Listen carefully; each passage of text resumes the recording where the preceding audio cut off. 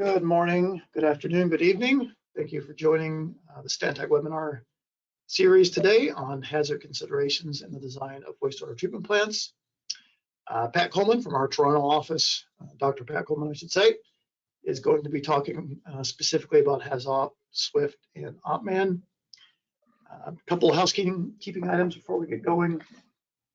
You'll be muted during the presentation, but you are welcome to ask questions using the GoToWebinar questions function. I will read those at the end. I will also open up your mics and give you the ability to either comment or ask a question live towards the end of the presentation as well, if you're interested in such a thing. There will be a recording of this presentation. It'll be posted on our website. You'll also receive an email from GoToWebinar with a link to that if you would like to view it offline. And everyone will get a certificate of attendance to submit to your certifying agency for potentially PDH credits. With that, I'm going to turn it over to Pat, and he will lead us through the presentation. Yeah. Well, thank you very much for letting me speak on this important topic today. Can you hear me okay? Everything fine? You sound great, Pat. Okay, great. So my passion for this topic comes from my belief that no one should rely on luck to go home at night to their families. And I know you agree with me because you're here on this webinar today, and I appreciate that. So therefore, the objective of this presentation is really to provide you with more tools to design safer and more resilient facilities.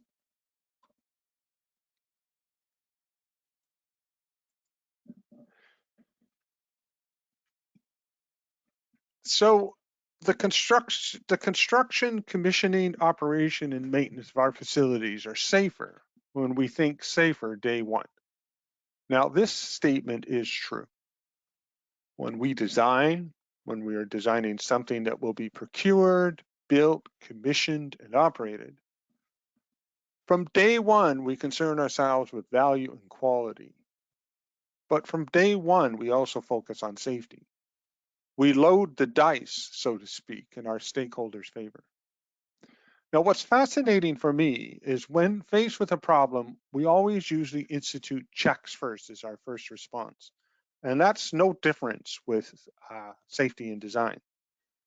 Instituting checks, though, is just the start. Long term, we need to address why our designs are not as safe as they could be.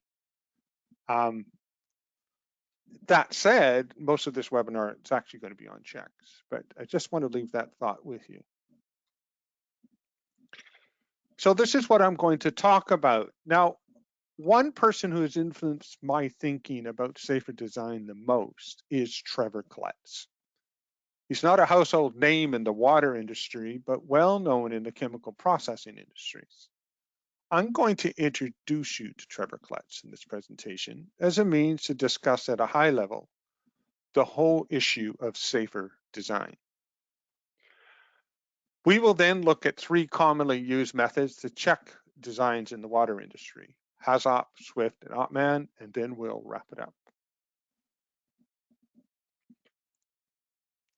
So let's talk about Trevor Klecht and safer design.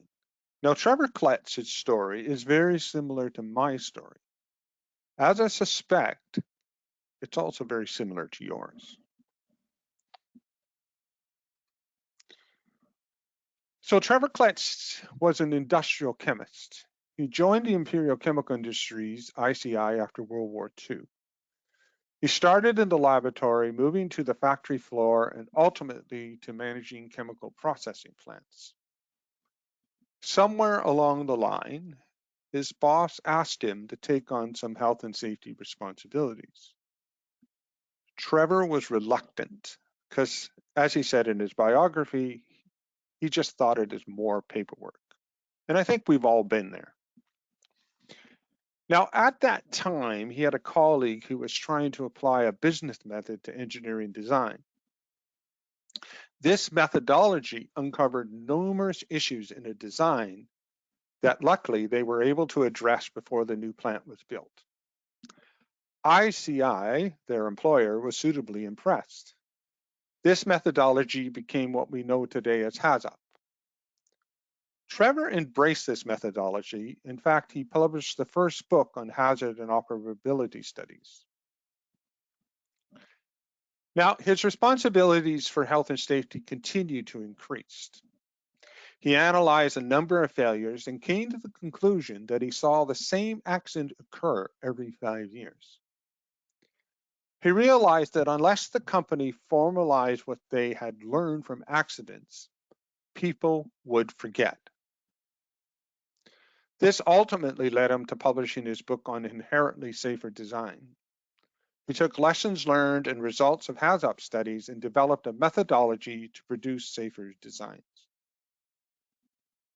So this figure on this slide is a summary of Trevor Klecht's philosophy.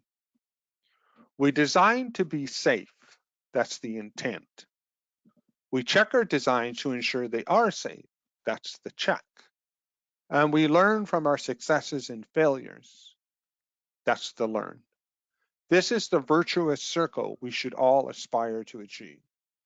Now, interesting enough, Trevor Klecht lived to the ripe old age of 91, but just before his 90th birthday, he was quoted of saying, "I've saved a lot of people's lives. That's something I can be proud of." That's a long ways from the man who originally thought that health and safety was just a lot of paperwork. The ICI 7+1 diagram is another way to view this philosophy. The top row in gray outlines the stages of the project from inception to demolition. The bottom row outlines the types of checks performed at each stage. The 3 studies we will talk about occurred during detailed design. You can see that they developed a very comprehensive system of checks. The idea that an organization must learn and design with a safer intent came later.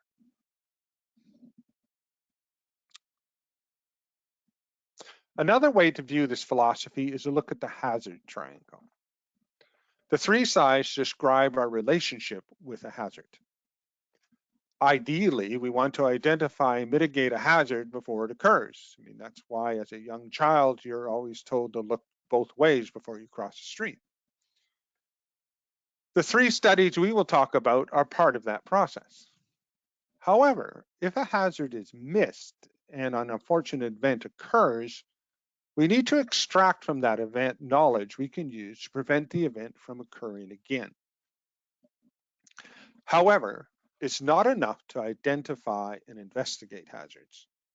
We need to remember and manage them during design and after the facility is built. So on the bottom, you can see how we encapsulate both what we learned and our values in our procedures and our training.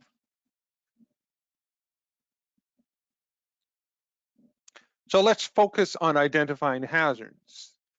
So all the methodologies pretty well follow the same 4 steps.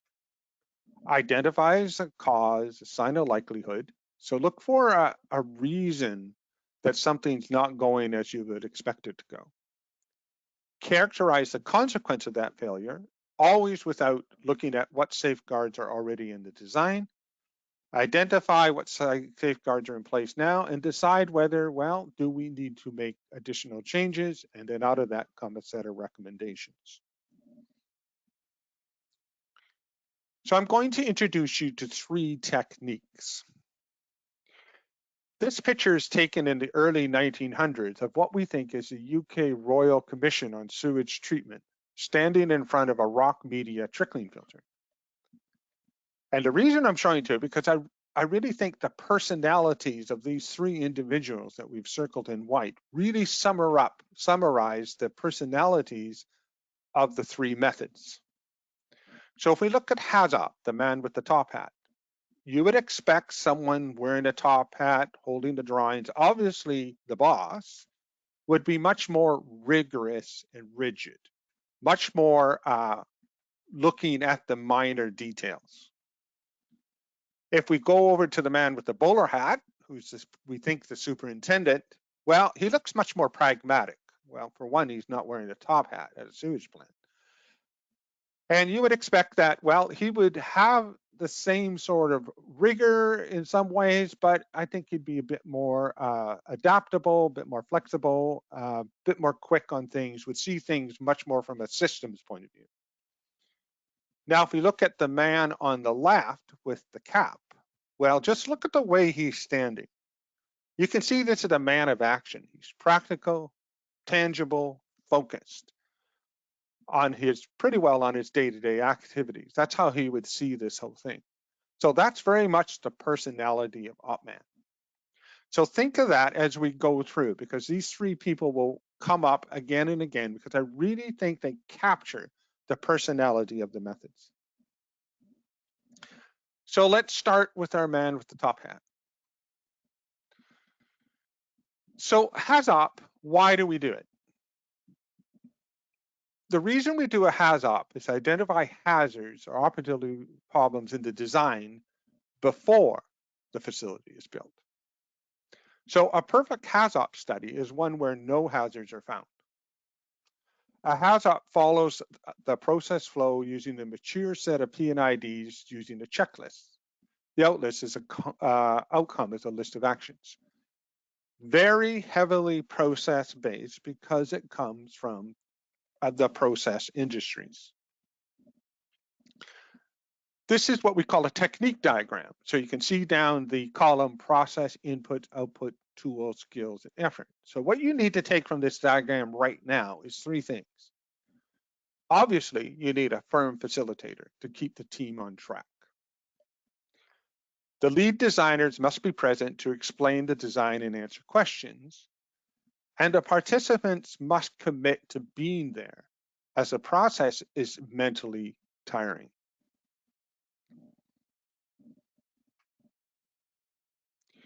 So how does it work?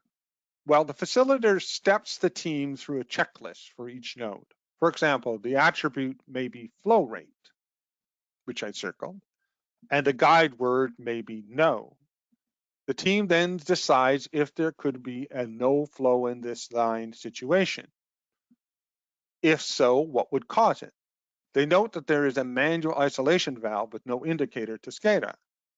For example, if this valve were closed and no one knew about it, there would be no flow to the aeration tank. The consequence in that case would be the flow would go to the other tanks. The team then would assess this risk and decide if they can manage it given the current safeguards in place. If not, they would require a change in the design, e.g. a position indicator to SCADA for that valve. Let's step through a simple example, and I think it'll become much clearer. So we're in a Hazop. We pull up this simple P&ID. The process is described to us, right? It consists of a buffer tank followed by a feed pump to a centrifuge, which then feeds another tank, and then the sludge is pumped to the digesters. And then the liquor is then sent by gravity to somewhere else. So that's our very simple process.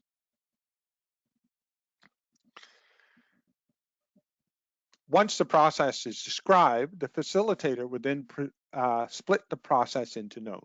And you can see there would be three nodes in this case. Node 1, the buffer tank. Node 2, the suction pipe work and pump. Node 3, the discharge pipe. Now, what's important to realize, going back to our man with the top hat, is now we're going to really focus in on the nodes. We're not looking at the system as a whole. Then we have to agree on a property. So here's the Hazop list. Now, the facilitator will go through everything on this list. This is why it's so tedious. In this case, we're at level. We agree that the property is level. We're talking about level in the buffer tank. Then he selects a deviation, in this case, lower. We're talking about an unexpected low level in the buffer tank. What's the cause? Inflow less than outflow. Okay, so we got a synchronization problem. Consequence, well, if the level passes through the mixer blade, we will damage the mixer. The safeguards that are in the design at the moment, well, there is a soft inhibit through SCADA to shut off the mixer once the level approaches the blade. The team wasn't happy with that. They said, no, not good enough. We need to have a hardwire inhibit.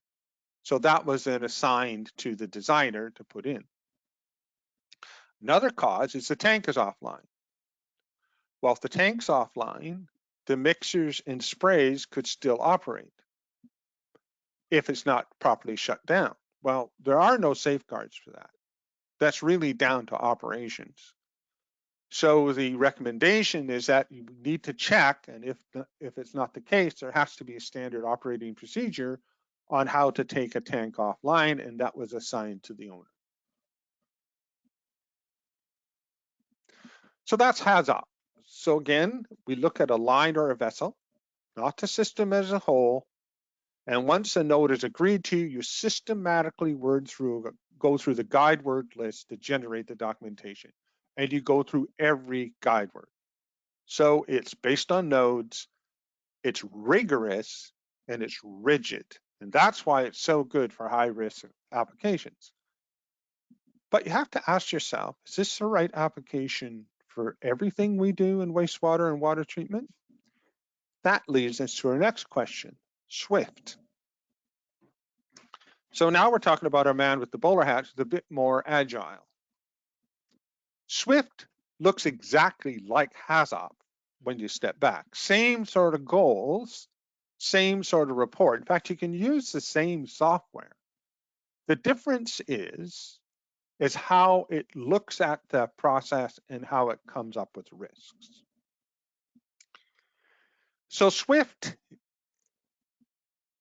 one of the advantages of Swift is that it doesn't have to be, it's not totally process-based. Because it breaks down and looks at systems and subsystems, you could have a situation where it looks at something like compressing biogas prior to boilers, which is very much a process type thing, and you would lean much more in the what-if analysis towards process-related Hazop type things.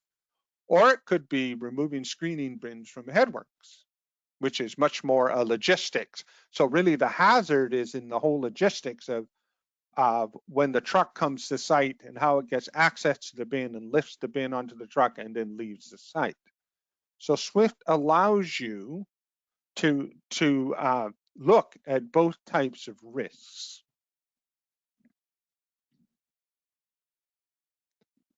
So two things you need to notice from this technique diagram. A Swift is similar requirements as a Hazop, except it takes less time, about half the time. And at the core of the Swift is a what-if brainstorming exercise, rather than that node by node level, no flow type thing. Therefore, the facilitator of a Swift has to be quite agile because you've got to walk a thin line between order and chaos.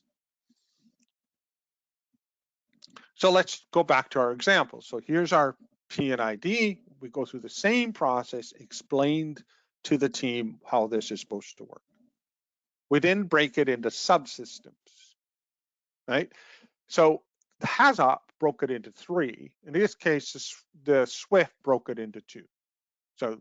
So in this case, the subsystem 2 is the suction pipe and discharge pipe and the centrifuge pump. And subsystem 1 is the buffer tank.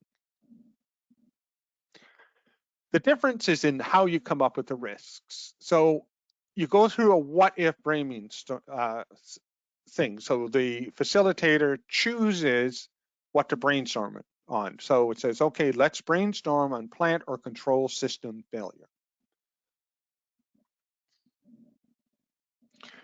And in this case, they came up with 2 what-ifs. What if the level sensor is out of calibration?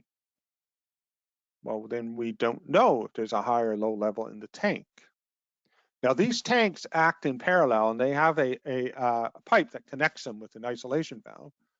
Well, they said, okay, the safeguard was to use the level sensor in the other tank because the level in the 2 tanks should be the same, and they have a backup level switch. However, the team said, hold on a minute. What if you've closed that isolation valve because you got a tank offline? You know, you have that isolation valve closed and the levels aren't the same.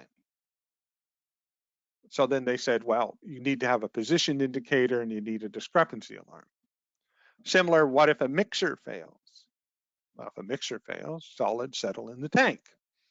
Well, that's not that bad of a risk. You can continue to operate and thicken up the sludge with the centrifuge.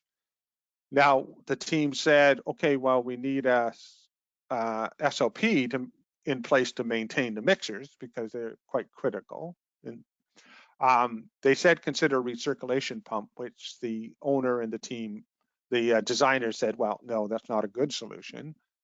But they did say review the critical spares list, because if the mixer goes down, we can operate a while with it offline, but we need to get it back online quickly. So that looks at a Swift. So they're very similar. Swift looks at the system and subsystem. Hazop looks at a line or vessel, not a system. With Swift, you brainstorm possible failure modes with what if this type questions. With a Hazop, you systematically work through a guide word list and generate documentation for a single node. You can do this earlier in the design with a Swift. With a Hazop, the design has to be quite mature. Hazop is very exhaustive analysis compared to a Swift. The Swift is quick and easy to implement, takes about half the time as a Hazop. Hazop is time consuming and resource intensive, but it's very thorough. But that leads us to another problem. This isn't good enough. It just isn't. There's another type of hazard we must manage. The hazards that impact the well-being of our staff. Short-term hazards and long-term ergonomic type hazards. Now, OPMAN came about partly because operations at a major water company in the UK said, this is fine, Hazop and Swift, we're on board, but you're not addressing the risks that we face every day. So let's look at OPMAN. So OPMAN, why is to ensure that the facility is safe to operate and maintain. It follows a P&ID and 3D model using a 5-question checklist. And you answer back on a scale 1 to 5. Interesting enough, it kind of fell out of favor until we started doing 3D design. And with 3D design, it became much more important to operators because they could actually see the situations they were in. So here's the technique diagram. And there's just 3 things you need to take from this diagram. Number 1, the 3D model is important. If you have it, use it. Secondly, the team just scores an item on a 1 to 5 scale. It's not a, once they reach consensus, it's either a 1, 2, 3, 4, or 5. The second is a facilitator must keep the momentum going, as the method looks at every valve, pump, tank in the design. So you would think it would take a long time, but the facilitator keeps it moving, and the scoring 1 to 5 makes it go much quicker. So to give you an idea of time, we found that we could do a Swift and an OPMAN in the same time on a design as if we'd done a Hazop. So this is an example from the city of Toronto. Now the client and the facilitator sit down before it, and they set this table up. So this is how the table would look for the city of Toronto. This isn't how the table looks for everyone. You set this up based on what's important. But if you look at the column beside the A, B, C, D, E, F, you'll see the major topics do not change. Access for operation, access for maintenance, mechanical isolation of individual components, electrical isolation, equipment removal, process implication.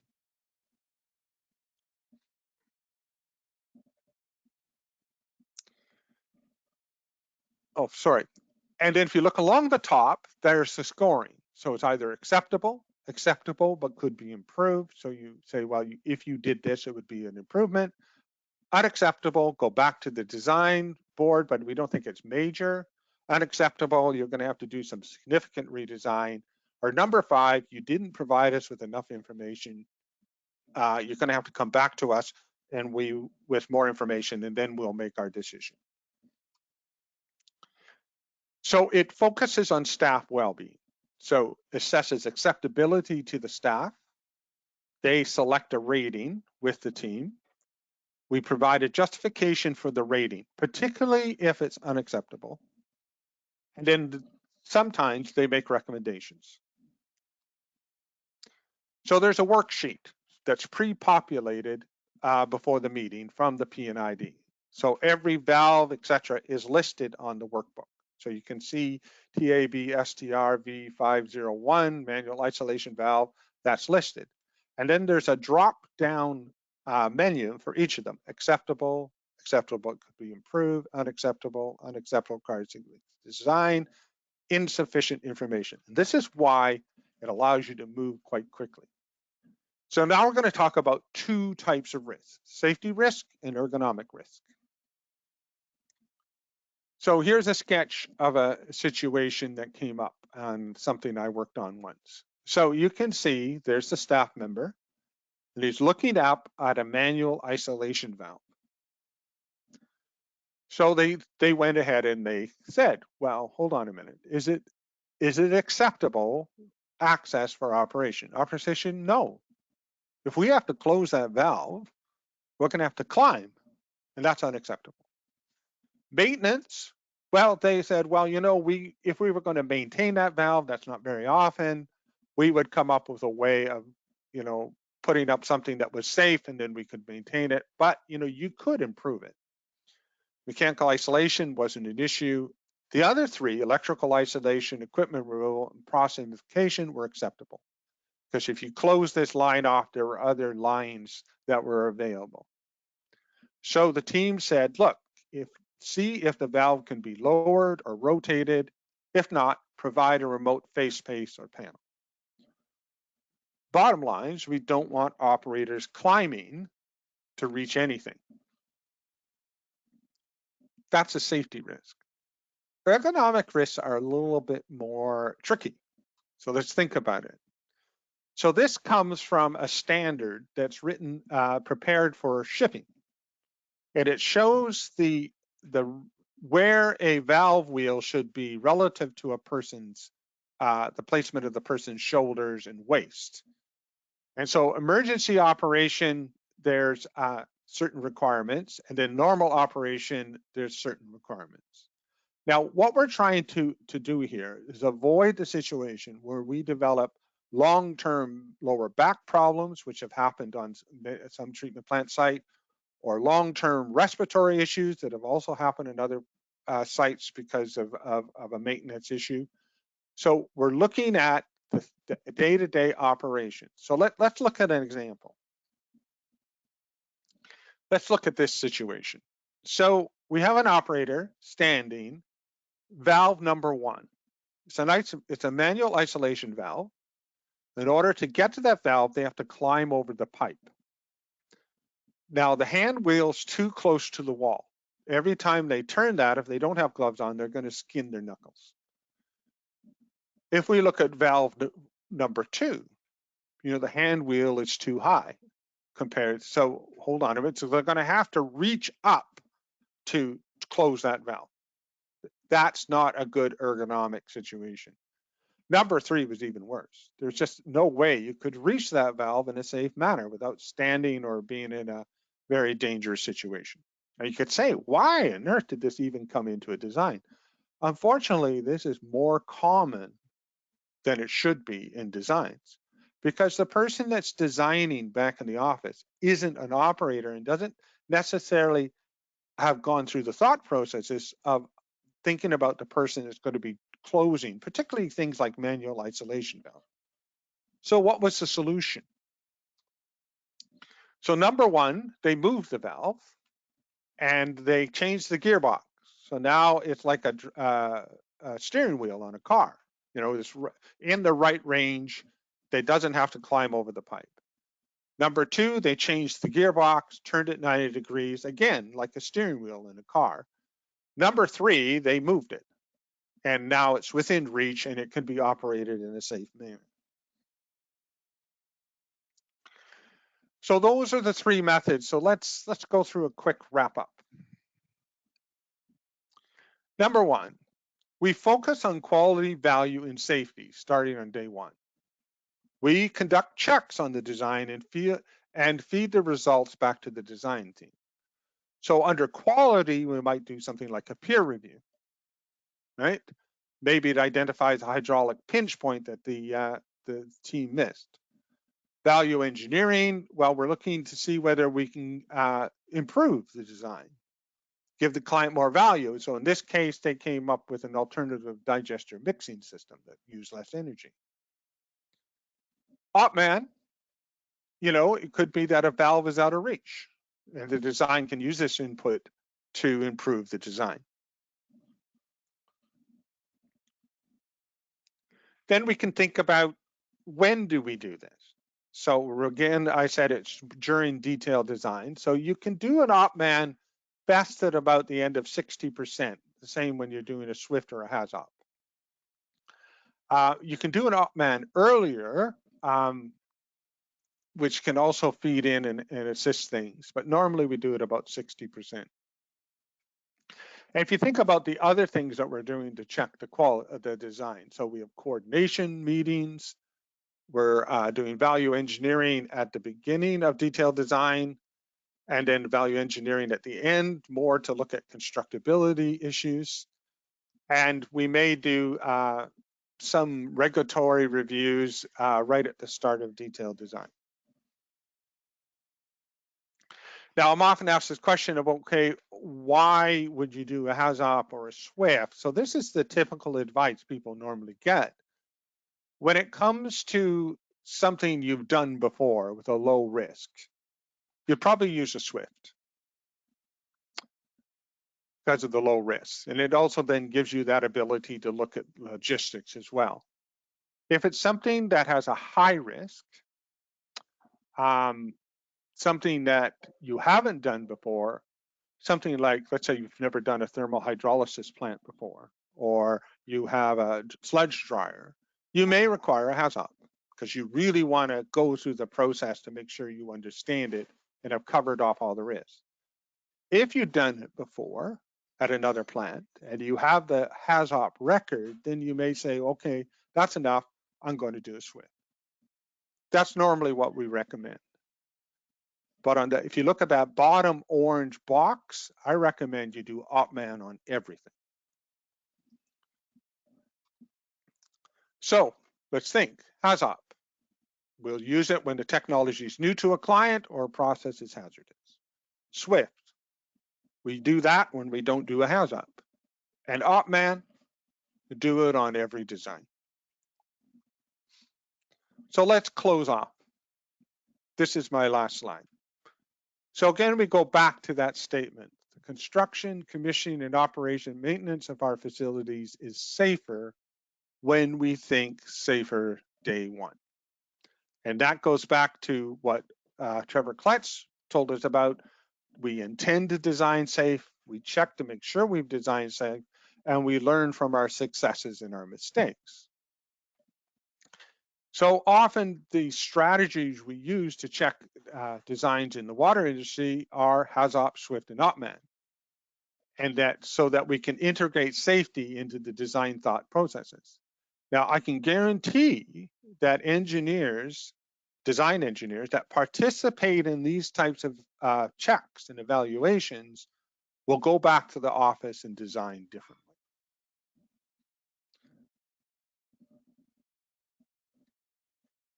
So I'm going to leave it with a quote from Trevor Klecht. Try to change situations, not people.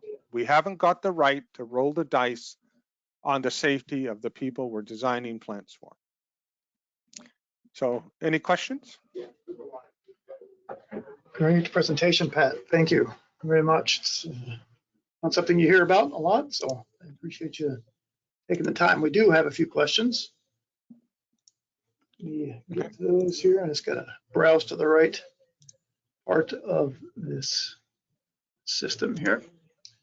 All right, here we go. What has surprised you most when doing an OPMAN? So I did an OPMAN for a pump station. And there were two things about that surprised me. Number one, because we were supposed to do a SWIFT afterwards. But by the time we finished the OPMAN, we didn't need to do the SWIFT because almost all the risk and hazards, all the hazards were actually for the staff, not the plant itself. The plant itself, the design was sound, it was to the staff. And a lot of those hazards were related to the maintenance of the heaters in the facility. So over and over again, we got into this situation in the OPMAN where the operator said, I cannot maintain that without violating the health and safety practices of my employer. So that surprised me. All right, the question came in wondering if Stantec provides the facilitator services, if a client needs help with a SWIFT or an OPMAN. Or even Oh, a Hazop. absolutely. Absolutely. And we have done so. Okay, good question. Here's a new one.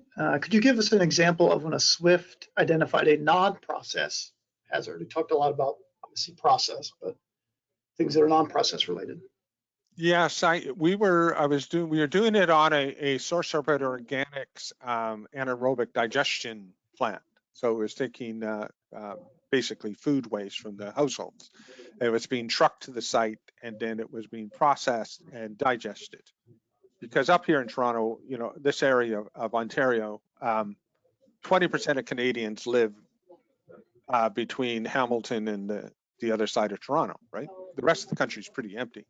So there's a lot of stuff, right? So what surprised us is that one of the major risks was the movement and the management of the vehicles on the site, particularly when they came in to dump. So we ended up, out of the SWIFT came a whole strategy of traffic light systems to ensure that the trucks parked in the proper spaces and they didn't park in front of the doors when a truck was in the bay. So that was a non-process, more of a logistics risk and hazard that we identified. All right, makes sense. Can you give us an example of a risk that was not anticipated at a wastewater treatment plant through using these processes? We were doing a plant. I was doing a plant in England, and the way it worked is when it had quite an extensive fat skimming process, and the fats were skimmed into a hot water tank, and the fats were all dissolved in a high temperature hot water, and then that was pumped over to the digester. What surprised us as we went through is that we had missed the Legionella risk.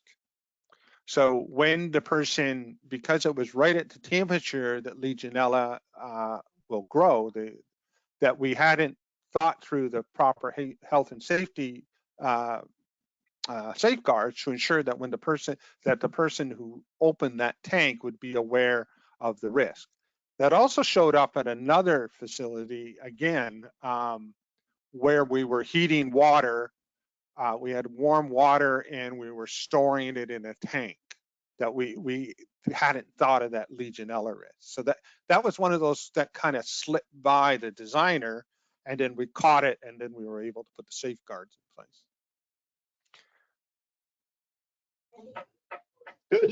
Good. Could you just another question came in here, if you could, a quick summary again of maybe the time of each of the three that it takes to go through these, maybe on an average plant, just so they can have a better understanding of the monetary investment, I guess, is probably what it's wondering. So most of the SWIFTs I've done have taken a day. I haven't done whole plants. We haven't done whole plants. We usually do parts, but we did a whole aeration tanks, clarifiers, chemical systems, and all that in all one day. Hazop would have taken 2. OPMAN, I found OPMAN takes about the same time as a SWIFT. Although if you do them in series, what you'll find is you'll identify many of the risks in the OPMAN study, and then as you go through the SWIFT, it goes quite quickly. So when we did this pump station job, I think the SWIFT took 30 minutes, because by the time we finished the OPMAN, which took most of the day, we have uncovered most of the risk. So it's usually a 2-to-1. A Swift will take 1 day and Hazop will take 2. I know people speed up Hazop, but actually then they're actually shifting much more into the area of a Swift. So they're doing almost a Swift, but without realizing it. So I don't know if that answers the question. Yeah, I think so. Just in the table, in the presentation, in the technique tables, there is an estimate per P&ID for Hazop and Swift. Okay, great. Here's an interesting question. This will be a fun one for you, Pat. To what extent can these studies be influenced or modified by artificial intelligence? Or will they remain as people-centric, do you think? I think can you predict the future? Yeah. I think they will be people-centered for a long time, simply because what I find, it's the discussion among the people in the room, then because each person, let me explain this way, each person is in their little silo. So the electrical designer, the mechanical designer, the operator, they're all focused on doing their jobs, right? When you put them in a room with a good facilitator and they start talking, it's interesting to see how people, when they're talking and communicating, things come up that no one thought about. And I don't think you can get that with artificial intelligence because of that dynamic. People often don't know what they know. And that's the whole, it's interesting, and that's that whole fundamental principle of psychology is the basis of the integrated design system for green buildings, for example, that you can have a structural engineer talk to an alderman, and the alderman actually says, I think there's something here that you need to look at, right? Even though he's not a structural engineer, he saw something that the structural engineer didn't see because the structural engineer is too close to it. So when you put operations in the room with engineers and they start learning to talk to each other and start understanding or appreciate what each does, it's amazing how good you can make that design. I guess I'm a bit passionate. No, that's a good point. We operate a plant over in Lincoln, California, and I've had some conversations with our team there, and they will definitely tell you the same thing. Yeah. So I appreciate that. Kind of a general question here, though, I think makes a lot of sense. So I think everybody's probably heard of Hazop and has done Hazop. Why is that still so popular, and why are Swift and OPMAN not as well known?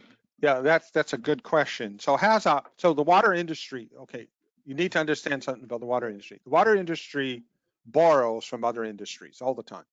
And there's the EPA documents that were published in the early 70s where they looked at different industries and said, okay, yeah, we could apply that technique to our industry, right? Water is a process industry, but not as process as, let's say, chemical. And it's a manufacturing industry because we do produce a product, but it's not like making an iPhone. So we borrow.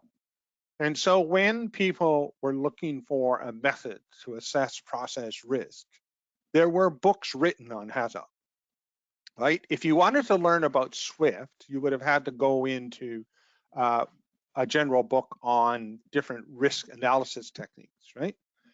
So I learned about Swift and OPMAN working for a large privatized water company in the UK. And it was feedback from their staff that they developed Swift, and then it was feedback from OPMAN that they developed OPMAN. And so they were kind of the pioneers on that, but they haven't written a book. So I think that's why you see Hazop more than Swift and OPMAN. I guess following off of that, then, in your experience, have you found clients willing to invest in Swift and OPMAN as opposed to a Hazops and open to the concept if they haven't used it before? Oh, yes, absolutely. Particularly because Hazops are twice the cost, right? They take twice as long. And, you know, people and the people that go to attend them complain because they said, this is ridiculous. It's not that hazardous. We got nothing that blows up, right? We don't have anything that blows up, right? So is there another way of us, and we're missing risks, right? We're not talking about the movement of the screening bins or the movement of the trucks, right? And so yes, once clients understand, and we've had this with City of Toronto.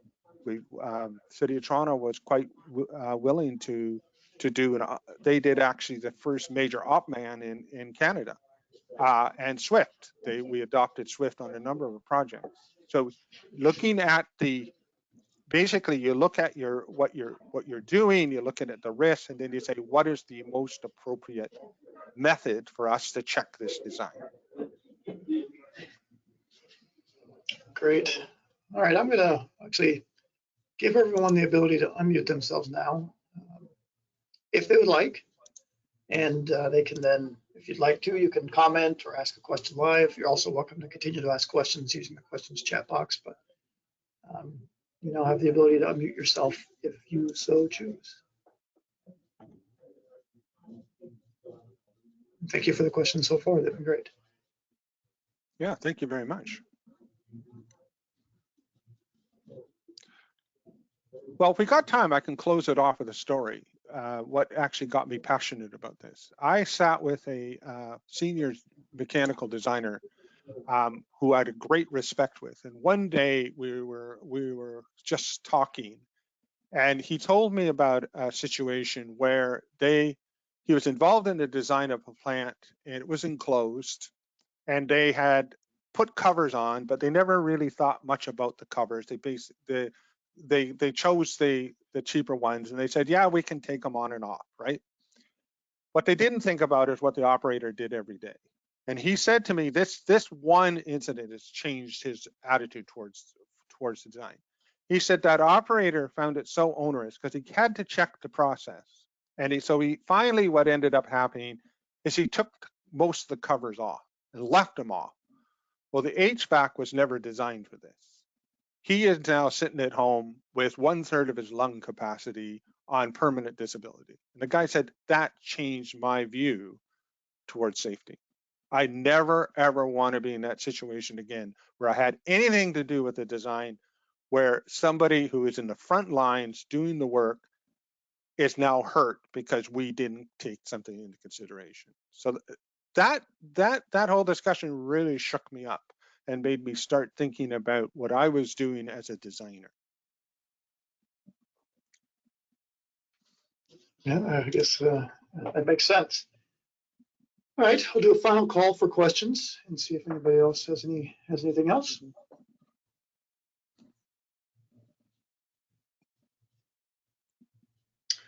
All right, well, great. Well, thanks everyone for joining. I really appreciate you being part of the webinar. Again, you'll get a certificate for PDH submittal. And if you look in the chat function, you'll see a link to our calendar for our upcoming webinars. And we're also posting a link to where you can find recordings on our website. And again, you'll get a reminder from GoToWebinar of where you can see the recording as well through them. So with that, I will end the webinar for everyone. I hope everyone has a great day. Yeah, thank you very much. Thanks again, Pat. Okay.